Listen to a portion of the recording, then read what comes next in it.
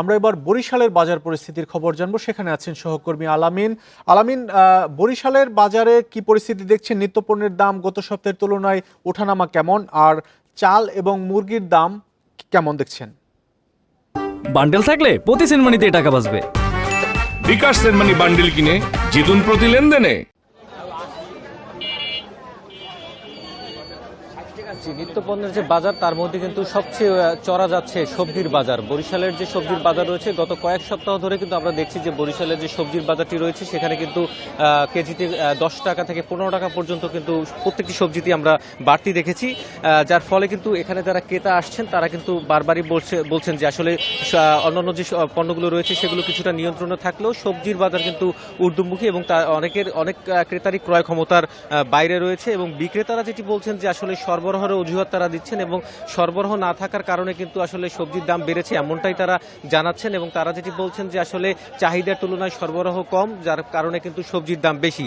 আমরা যেটি দেখেছি যে পটল বিক্রি হচ্ছে 60 টাকা কেজি দরে, শশা গত সপ্তাহে 50 টাকা ছিল, সেই শশা কিন্তু 10 টাকা বেড়ে 60 টাকা কেজি দরে বিক্রি হচ্ছে।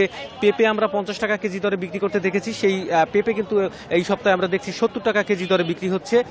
বরবটি 80 টাকা কেজি দরে বিক্রি হচ্ছে। এছাড়া করল্লা বিক্রি হচ্ছে 60 টাকা কেজি দরে। বেগুনের দাম কিন্তু 10 টাকা বেড়েছে, 80 থেকে 100 টাকা কেজি দরে বিক্রি হচ্ছে। কাঁচামরিচের দাম কিন্তু 50 থেকে 60 টাকা ছিল গত সপ্তাহেও আমরা দেখেছি, সেটি কিন্তু এই সপ্তাহে আমরা দেখছি 80 থেকে 100 টাকায় বিক্রি হচ্ছে।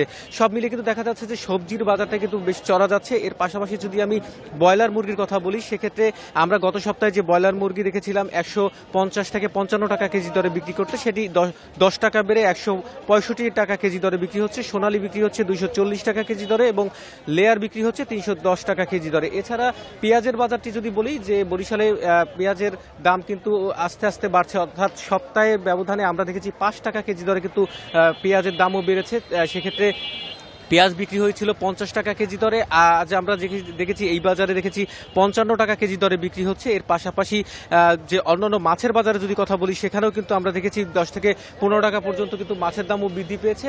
এর পাশাপাশি যদি চালের কথা বলি, গত কয়েক সপ্তাহ ধরে চালের যে দাম ছিল সেই একই অবস্থায় রয়েছে, এখন পর্যন্ত কিন্তু চালে বাড়েনি। গত 2 সপ্তাহ আগে চালের 2 থেকে 3 টাকা পর্যন্ত বৃদ্ধি পেয়েছিল, এই সপ্তাহে কিন্তু সেই একই অবস্থায় স্থিতিশীল রয়েছে।